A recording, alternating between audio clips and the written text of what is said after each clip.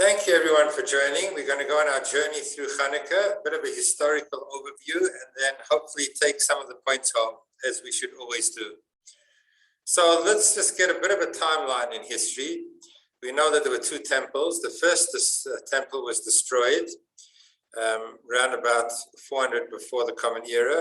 That began the Babylonian exile. That lasted 70 years. And then we went into a second temple, which was when the story of Chanukah happened. So we have a beginning of the Greek dominance in about 300 years before the Common Era. And eventually there were a few Antiochuses until eventually we had Antiochus IV, who desecrates the temple, and what was guidance of wanting people to follow the Hellenistic culture, to be supposedly more enlightened and to embrace their philosophy in life, now became mandatory and eventually was forced. Yehuda Maccabee purifies the temple and dedicates the temple, and the miracle of Chanukah takes place. We're going to go through what happened between there and there. Many harsh decrees and the rebellion. Elazar the Maccabee drives his sword deep into the elephant's belly, which collapses, and he kills. Yehuda Maccabee is killed in battle, and his brothers Yonatan take over as leader of the rebellion. So this was the Maccabees rebelling against the Syrian Greeks and then maintaining the rule of the Jewish people and replacing it over the temple for quite a considerable amount of time. Eventually, Shimon takes over, Yonatan's assassination.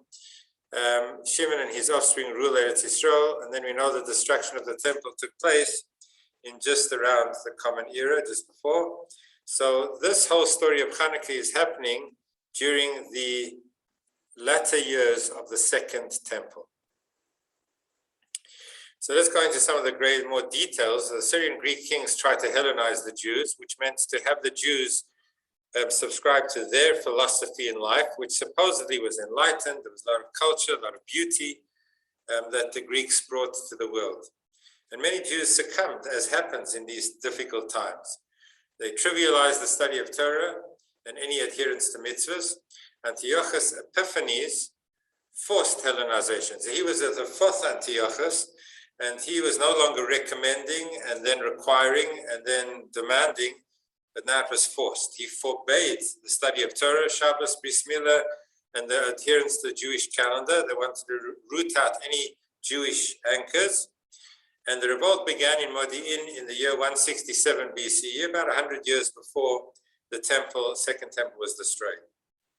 So what was the catalyst? Like every rebellion has the moment in time that brought about the anger, the frustration, and the desire to rebel.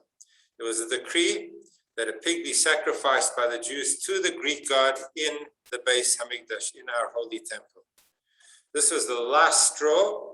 Matisyo, the son of the Kohen Gadol, Yochanan, killed the messenger. The Matisyo and his 5 sons, Yonatan, Shimon, Yehuda, Elazar, and Yochanan, they rally the forces, and on the 25th of Kislev, Yehuda the Maccabee recaptures the temple, purifies it, and rededicates it. They came from the city of Modi'in, which is, we know, somewhere between Tel Aviv and Yerushalayim. So how does Chanukah get its name? Where does the name Chanukah come from? It's 2 main reference points. The word Chanukah can be divided into 2 words, Chanu, and then Ka stands for Chaf, Hey, Ka. That's the numerical value of 25th. So they rested from their enemies on the 25th day of Kislev. That is this coming Sunday night, Monday. Monday is the first day of Chanukah next week. And Sunday night is the first candle light. Monday is the 25th of Kislev. So they rested from the battle on the 25th day of Kislev. Chanu, they rested Chafei on the 25th of the month of Kislev. That is one reading of what Chanukah means. Secondly, Chanukah actually comes from the word Chanukat Habayit, or Chanukah anything, which means inauguration, dedication, consecration. When we ready something for use, in this case, Chanukat HaMishkan, the dedication of the sanctuary in the desert. The tabernacle in the desert was completed on the 25th day of Kislev. We know that they actually only set it up on the 1st of Nisan, They started on the 23rd day of Adar, a few months later, but the completion and the beginning of the dedication of the sanctuary in the desert was on the 25th day of Kislev. So here was the temple being re-inaugurated, reconsecrated on the very date that the first consecration of holiness in this world, in the sanctuary, took place then in the desert, long before. Now, we have 8 days of celebration of this festival of Chanukah. But we're going to see now two very different sources for the festival of Chanukah. Different completely, one from another. There is an account in the book of Maccabees. Now, the book of Maccabees is a book that was not incorporated into our holy scriptures. We have 24 holy books of Tanakh, Torah, Nevi'im, and Ketubim. There's a sum total of 24 of them. There is no book of the Maccabees in our holy Sfarim. However, the other religions, the Christian religion, did include the book of Maccabees in their religious scriptures. And we're going to actually investigate what could be the reason that we didn't. The account of the book of Maccabees says this is what happened. There was a miraculous victory of the few and the weak over the huge and mighty Greek army. It was a military victory that was a miracle. And why do we celebrate 8 days? Watch this. The 8 days of celebration is to make up for the 8 days of Sukkot, including Shmini Atzeret, that could not be celebrated because the Greeks would not let them celebrate in the temple. They defiled our temple. They didn't allow us to celebrate. So we made up 8 days of celebration that we lost on Sukkot on Chanukah. So that is a very strange reason for the 8 days of Chanukah, because we know what is the reason that we attribute to the festival. This is taken from Megillat Ta'anit, which is included in the Talmud in the tractate of Shabbos. Megillat Ta'anit is an ancient oral law teaching which included all of the festivals of the Jewish people, the minor festivals that are not written in the actual Torah, days on which one is not allowed to hold a eulogy or to fast, because they were days of great joy and simcha. So that is called Megillat Ta'anit in the books, in the details that relate to what fasting means, because they were dates that we were not allowed to fast because of their joy, the miraculous nature of the dates. So included in the tractate of Shabbos is this reference to the festival of Chanukah. Why do we celebrate Chanukah? Now, this is a completely different track. Why do we celebrate Chanukah is because we couldn't find uncontaminated oil. The Syrian Greeks attempted to defile all of the oil. We could not light the menorah because we had to use oil and the oil was contaminated. It would take 8 days to produce new oil. This sounds a little bit more familiar, our story of Chanukah. And miraculously, they found one small, tiny cruse of oil that was not defiled. It was only enough for 1 day. Miraculously, it continued burning for 8 days. So we celebrate 8 days of Chanukah, the miracle of the oil that continued burning until they were able to make new oil.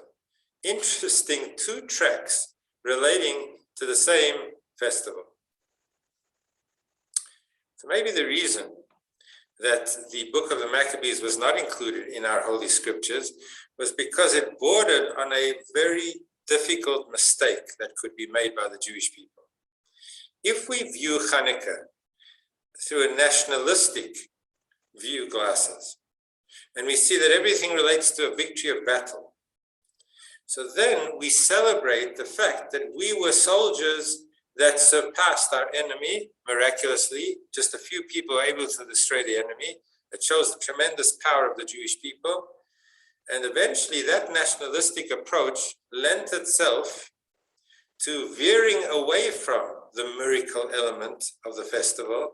And it became, we are all powerful, we are all strong, we are invincible. We are the powerful Jewish army. Nobody can touch us. That gave way to the Maccabi Games, I'm saying in isolation, where we celebrate all of the things that parallel the Olympic Games, but from a Jewish communal point of view, where we celebrate physical strength, physical achievement, endurance, how high, how far, how fast. So if that was coupled with a recognition of God's involvement, that changes everything. It's been said about the Eshet Chayil, the beautiful prayer that we say on Friday night before we make Kiddush. Sheker achein vehevel hayofi. Beauty and good looks is worth 0. 0, 0. Isha yirat Hashem. A woman that fears God, hiti salal. She's the one that is worthy of praise. So somebody once said, beauty is 0, and being gorgeous is 0. What it takes is 1. That is to serve God. But when you put in the service of God, now the zeros start making sense. A 0 that comes after something meaningful, once you have a 1, then when you add a 0, it changes to 10. If you add another 0, it changes to 100. Then another few zeros, it's 10,000. So suddenly zeros are not zeros. If zeros in themselves accompany something meaningful, then all of it has value. So sure, we can celebrate the Jewish people and our invincibility, but it has to be in the context of God. There seemed to be a reluctance of the rabbis of that time to have these writings become canonized and included in our holy scriptures, because there was a danger that it would become a celebration of our invincibility without, God forbid, without Hashem's presence. The second approach to Chanukah was a miracle, a parallel miracle of tremendous significance, a religious approach to Chanukah, which is included Mi kamocha ba'elim Hashem. Look at that. It's Mi Maccabi. That's the same letters of Maccabi. Mem, Chaf, Bet, Yud. Hashem is spelled with a Yud. So Maccabi Mi kamocha ba'elim Hashem, which we say on Friday night in the service, means that who is like you amongst the false gods? Only you, Hashem. This is trust and faith in Hashem. So when Maccabi includes the Yud, which is Hashem, then it's all great and it's all holy. But now we have a parallel celebration of the custom that was established by our sages, and that which is found in the book, in the Talmud of Shabbat, in Megillas Tainis. So what's actually ultra interesting, and maybe you'll watch out this Chanukah, when we daven and we include a paragraph in the Shemona Esrei, I want you to stop when you're davening and to watch what that paragraph, Al Hanisim, which we recite. We also recite it on Purim. We're going to talk about the differences between Chanukah and Purim. But we have a whole paragraph in the Shemona Esrei that celebrates the miracle of Hashem. If you look at that paragraph, interestingly, it does not mention the oil. The paragraph that we include in Shemona Esrei is actually the narrative of the book of the Maccabees. Yet, when we talk about Al Hanisim, when we talk about Hanerot Halalu, why we kindle the lights, we talk about the miracle of the flame. So we actually have 2 miracles. And when we believe in the miracle of the flame and the presence of God as a miracle, that gives us a whole different idea of the other miracle. It's like the 6-day war was clearly a miracle that many of us lived through. An absolute miracle from Hashem. One of the American academies of military prowess was teaching various wars, and one of the students asked, why don't we draw instruction from the 6-day war? And the American general said, we're not dealing with the 6-day war because that was a miracle. We can't draw all the messages from something that transcends what human beings can do. So if the 6-day war, in the eyes of many, it did become kochi v'otzem yadi, look how invincible we are, we can take on the world, nobody can touch us, 6 days, we are the best army in the world, the best pilots, the best. And we know that Yom Kippur War was just a few years later. And we suffered terrible casualties and almost lost, God forbid. Almost. But the 6-day war was also a catalyst for a tremendous return. The entire journey of the 60s was a tremendous resurgence of return to the faith of the Jewish people. Baalei Tshuva in their thousands came back home to Israel. So we need to retain our knowledge that the 6-day war is a miracle, and then we have to celebrate the soldiers and all of their bravery in the context of the knowledge that Hashem. So we actually have 2 tracks Interestingly, when we talk in the Shemona Esrei, we talk about the military victory.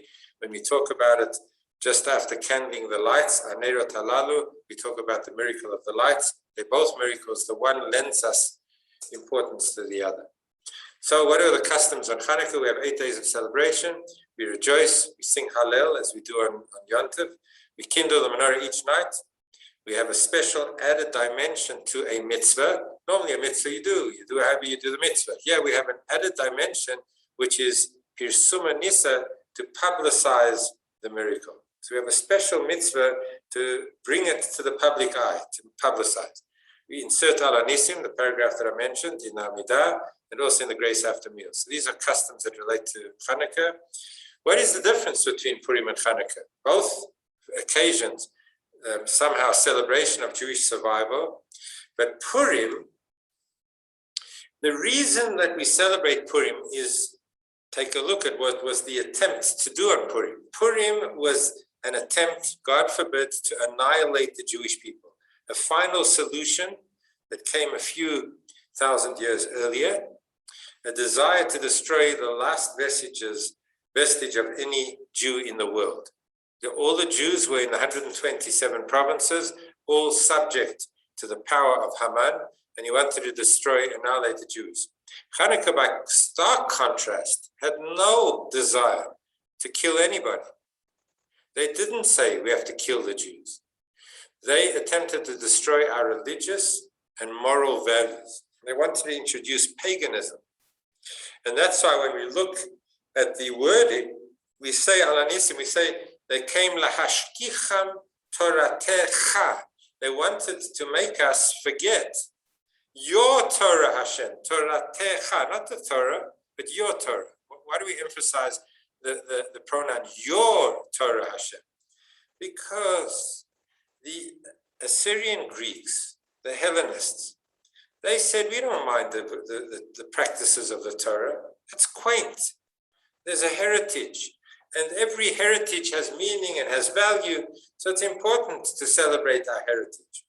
And if we have a tapestry in our Hellenistic kingdom that includes also the cultural richness of the Jewish people, that's fine. I'm sorry, I don't have a handout. We've been joined live over here as well. So you're gonna have to believe me, Jeff.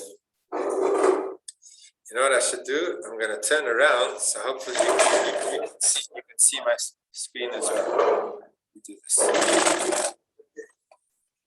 Is that okay, Jeff? I'm sorry. Yeah, I'm okay.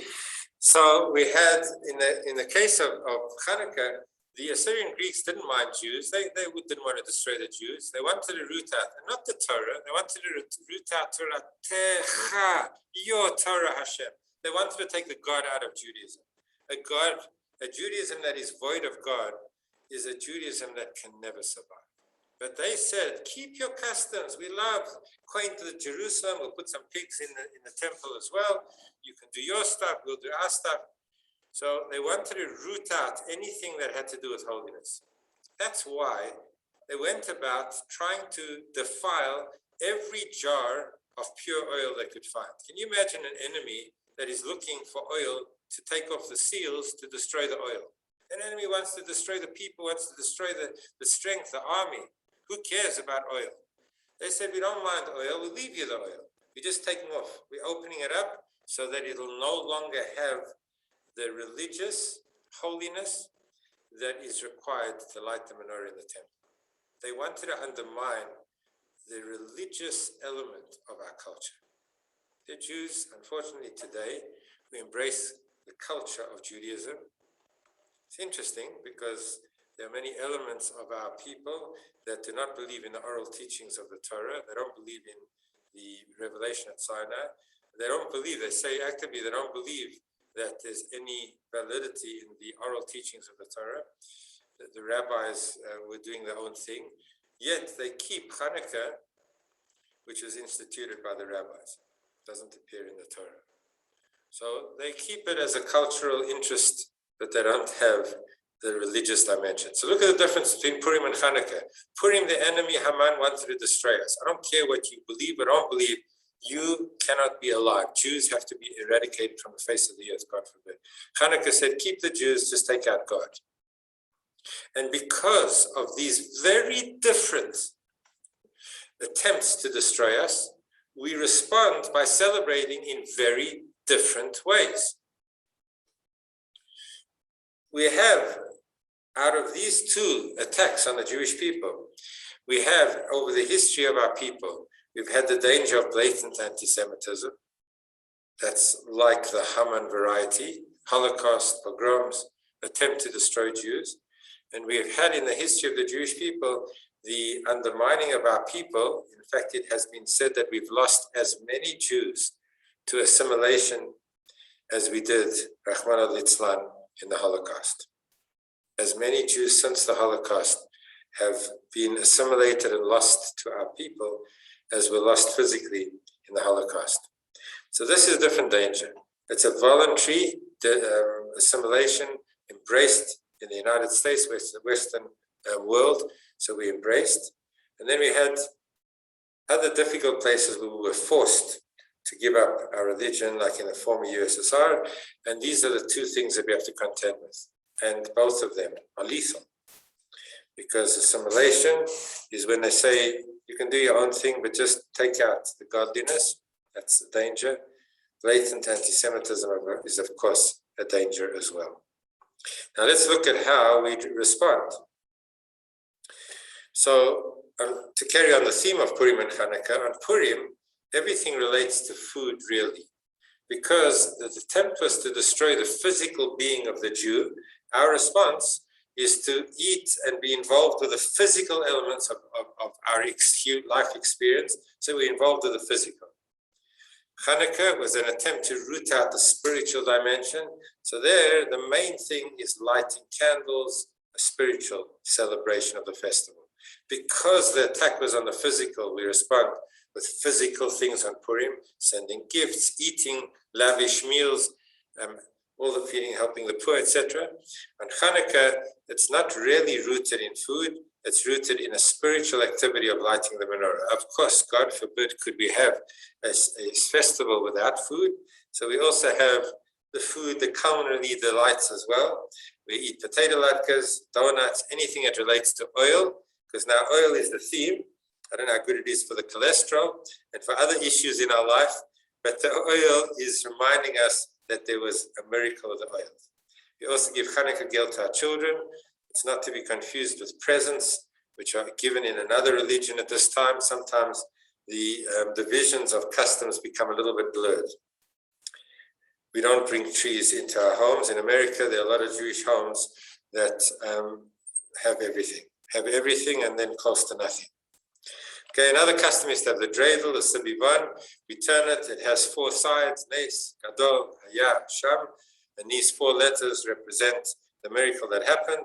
And there's a whole game that involves the children, and you either have the Nun, the Gimel, which is the greatest, the best, the Shin, which is the worst, and you play for nuts or for other, you gamble on the dreidel, which turns, which implies it turns and turns and turns, and it falls on its fate.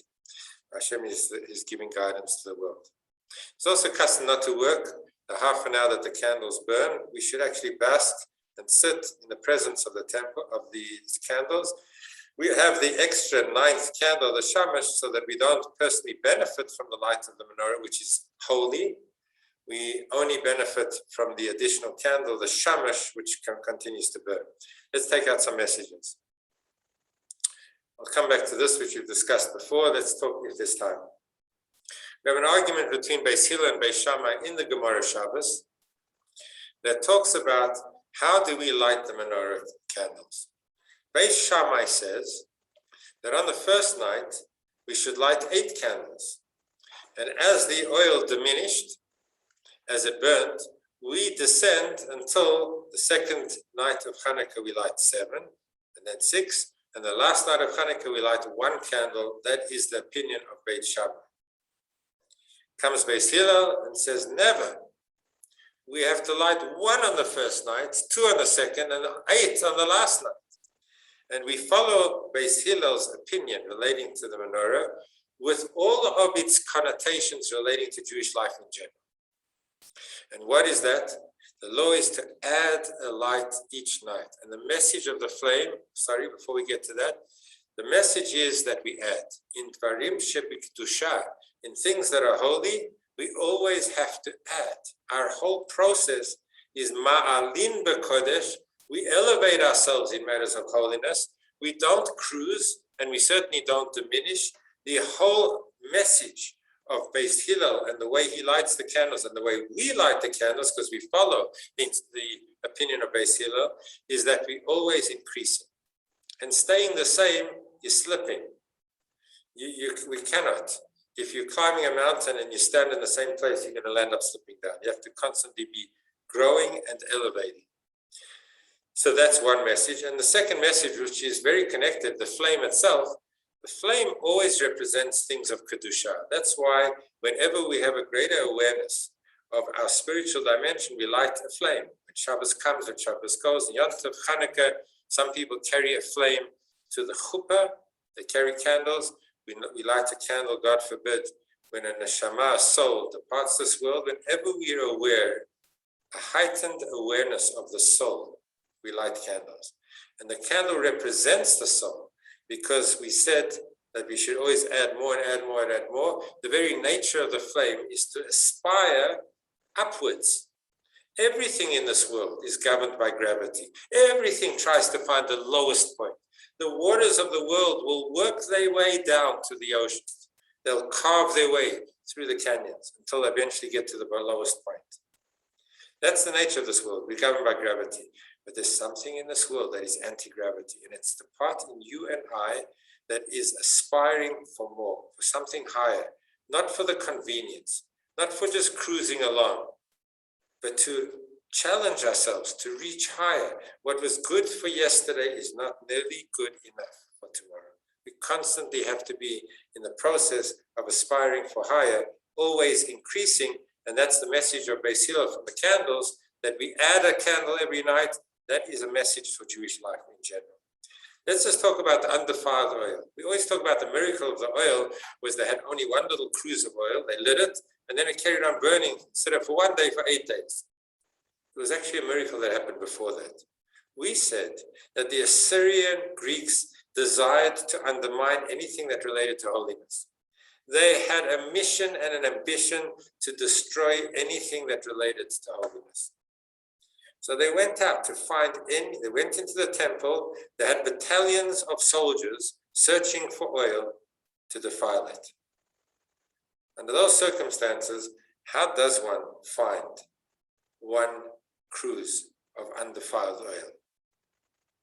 That in itself is a miracle.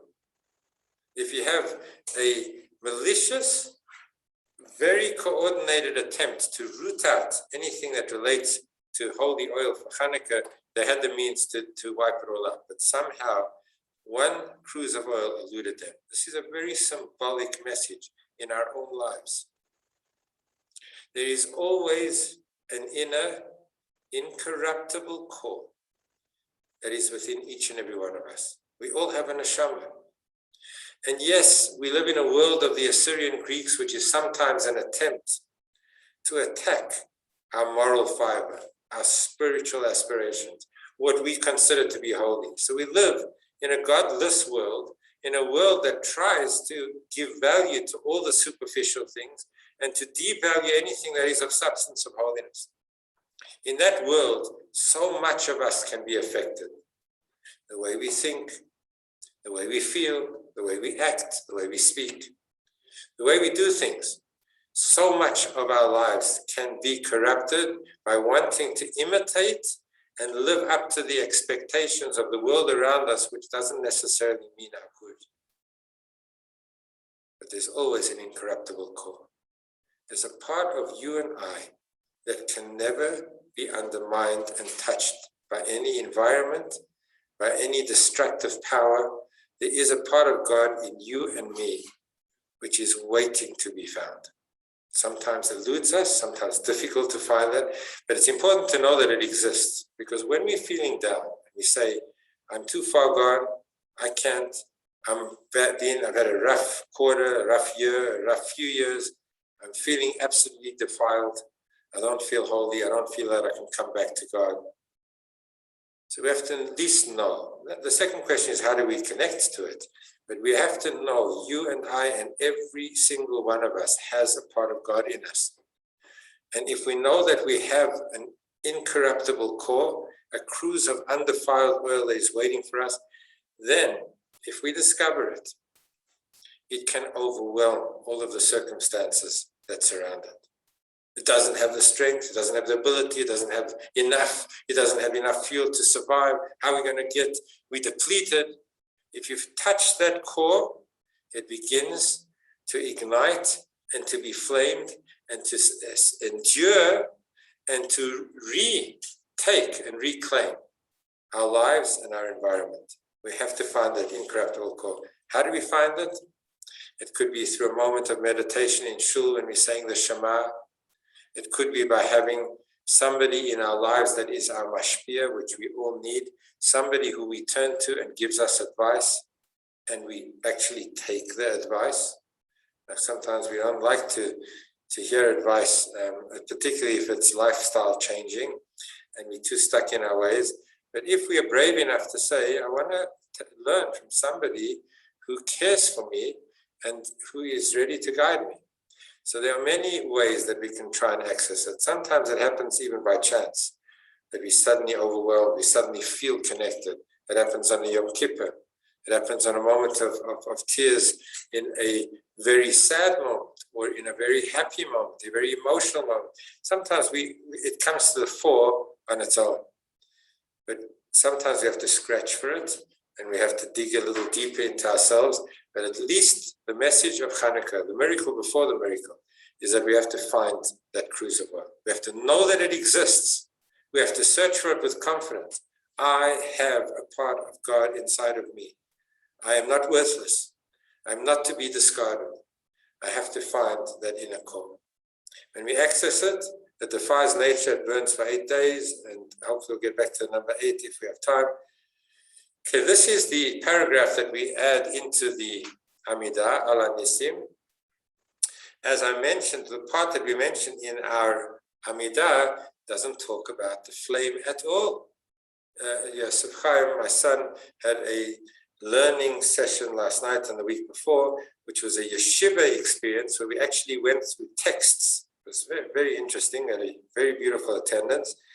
And the theme of the text was to contrast this text, which is what we add into the Amidah, with a paragraph that we sing after lighting the menorah.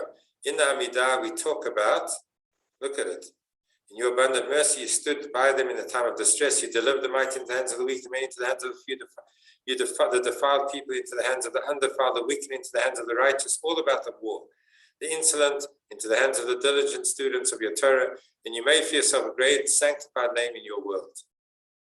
It's all about the war. Afterwards, it says we came to all these holies, and yes, somewhere at the end it says we kindled lights in the courtyards of the sanctuary. It doesn't even actually talk about the menorah in the temple. We kindled lights all over Jerusalem. We celebrated what? The miracle of the war. And this we juxtaposed against the paragraph that we read after lighting the menorah, but we don't talk about the war, and we talk about specifically the miracle of the oil. We've already described how we need to have the understanding of the oil to better understand the miracle of the military success. So we don't forget that it came from God. But now what I'm wanting to highlight over here is that from this first line all the way down this paragraph, the words that I read before, it flows. One thing goes after the other. And then it suddenly says, V'achar kain, or V'achar kach, depending on your nusach. And afterwards, your sons entered the holies of your abode. They cleansed the temple, they purified the sanctuary, kindled lights in the courtyards of the sanctuary, designated these 8 days of Chanukah to thank and praise your great name. So we've got a whole paragraph that's talking about order, exactly what follows everything. But somewhere in the middle, we've got what I've highlighted in red. And afterwards, we enter the holies of holies. What do we need this point here and afterwards? If we have a paragraph telling us what happened, then you just carry on going. You don't have to insert at one particular juncture that afterwards, this is what happened, sequence, this is what happened next. Why do we have to emphasize that? The whole paragraph is giving us a detailed sequential account of what happened. But this word afterwards comes sandwiched between what God did, you delivered, you gave, you, what God did. And after the word afterwards is your sons entered and they cleansed, and they purified, and all the things that we did. The word afterwards is the intersection between all the miracles that God did for us. And after the word afterwards, it talks about how we responded. That's why it's so important to say, and afterwards. It's all very well that God does miracles for us. And God does tremendous miracles for us. But if a miracle is to have any relevance and importance in our life, it needs and afterwards. It needs us to respond and acknowledge and recognize and celebrate and include God in our lives because of what happened. If we don't acknowledge the miracle, it's wasted. It zips us by. So we actually have miracles taking place that have no bearing and no relevance and no significance in our life. The full effect of a miracle is the compound of what God does for us and afterwards how we respond. If we don't respond, and we're not sensitive, if we don't have our antenna up to acknowledge and accept that this is an overture from Hashem to our lives that we need to respond to. So things can happen and we wake up, as I often say, and say, what happened? What happened? So it happened. And then we move on. So this word afterwards is not just a sequential intersection. It is telling us, just be very careful of the afterwards. When God does all of these things, what is the afterwards? And afterwards, you went into the sanctuary, you purified and you kindled and you designated and you celebrated the great name of Hashem. Miracles are achieved by the hands of Hashem, but also by the response of a human being. Otherwise, the miracle is a wasted supernatural event. Interesting for all of us. What's the message of the oil? So the Talmud tells us that an oil has two properties. On the one hand, oil is a catalyst that allows something to integrate and infiltrate every nook and corner. If you have a law of kashrut, of kosher, and something touches something else, you have a non-kosher food touching kosher food. So sometimes heat is an issue. There are many different liquids, there's many different issues, but oil is a very, very complicating ingredient. Why? Because oil carries something to every nook and cranny. If you drop a drop of water on a book that is open while you're studying, you can probably wipe it away. If you drop a drop of oil, it's going to go through and through and through. It's going to reach every last page. That is the property of oil. It infiltrates, it integrates, it is able to get into every nook and cranny. Why do we use oil in motors, in engines? It's because if you want to get into every nook and cranny and help everything be affected by this agent that allows things to work together, it's oil. So that's the one element of oil, that it spreads and affects everything around it. Now we come to the second property of oil. You pour oil into water, shake it up, and you will attempt to have the two liquids completely integrate with one another. What happens? The oil rises to the top. It won't partner with the water. Now these are very contradictory symbolisms of oil. On the one hand, it gets into everything. On the other hand, it stays aloof. And that's very indicative of our Jewish approach to the world around us. We could segregate ourselves, isolate ourselves, say that we have nothing to do with the world because the world around us has all these problems and we just want to be able to do our own thing. That could be an approach to living. That's not why our soul came down into this world. We have a responsibility to affect the world, to engage the world, to be involved in the world. If we are a business person, we have to involve the business world and bring into it the second requirement, well, the first requirement is to impact on every possible element of society, that we were privileged by the grace of Hashem, the gift of God, to have the potential to reach to.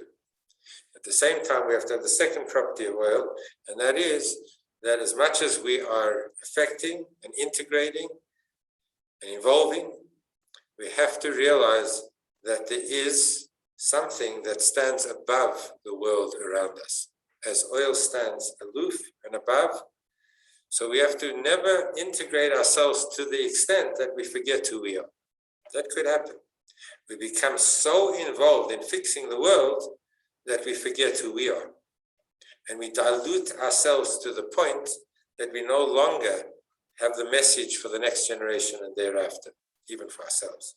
So oil, this beautiful symbolism of oil, is don't be aloof to the point that you have nothing to do with the world. Don't be integrated to the point that you forget who you are. Be like oil, involved and separate, connected and above. Amazing reference point for our involvement in this world. Assimilated and above.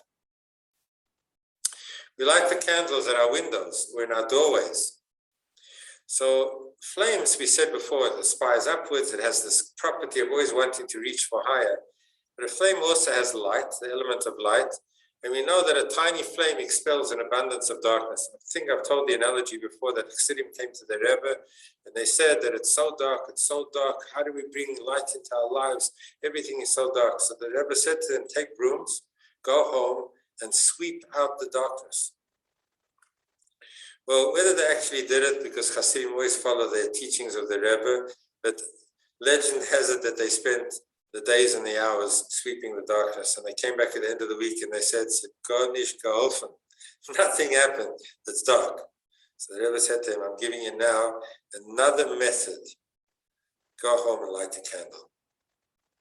And ma'at oir doiche harbe choshech.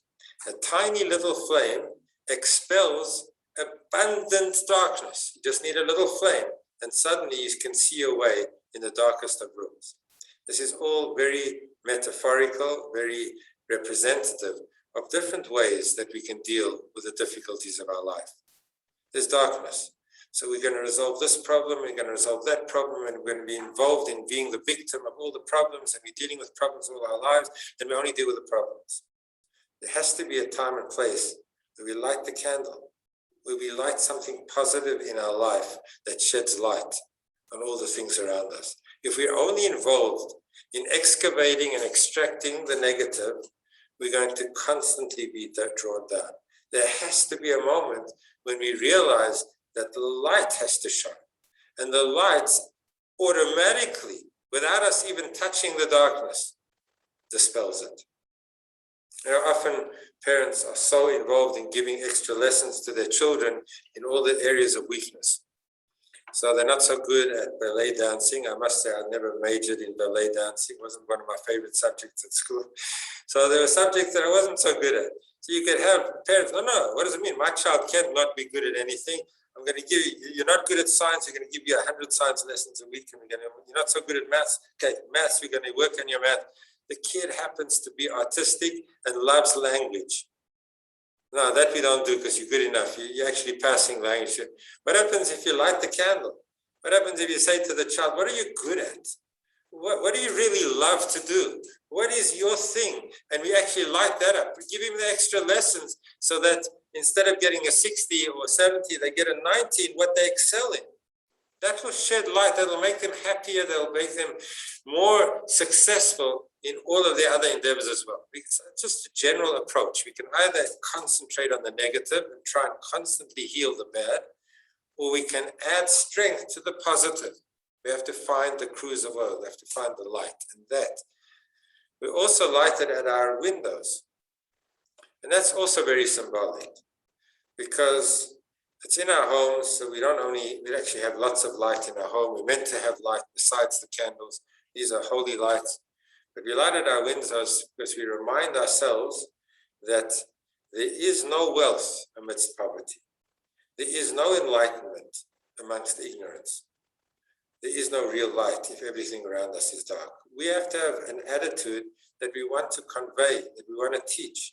It's interesting that we are told, I see the time is running out, that in the temple, the windowsills of the temple were very different to how they had windowsills in the old days. In the old days, your windowsills were shaped such that the narrowest part was to the outside of the wall, and as the thickness of the wall continued inwards, it broadened and broadened, so the widest part of the window was on the inside of the wall and the narrowest on the outside. Like you can see in the old city, the wall, you actually see a slit on the outside. On the inside of the wall, it's much, because when light comes in, it refracts, it sprays open, and the narrow crack spreads the light into the, but by the Beit HaMikdash was the reverse, because the light wasn't coming from the outside to the in, it was coming from the inside to the out. So you actually had your windowsills in the temple shaped so that the radiance of the light would spread out as it emerged from the temple.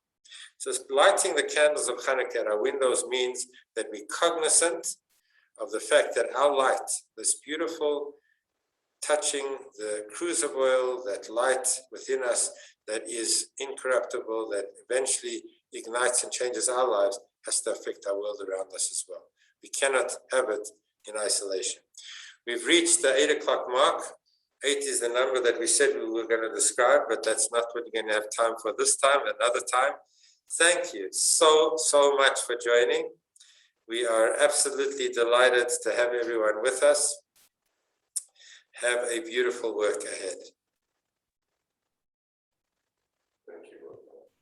Thank you so much, Rabbi. Thank you. Good Shabbos. Thank you. Have a good Shabbos. Welcome, Thank Neil. you. Welcome back. Nice to see you.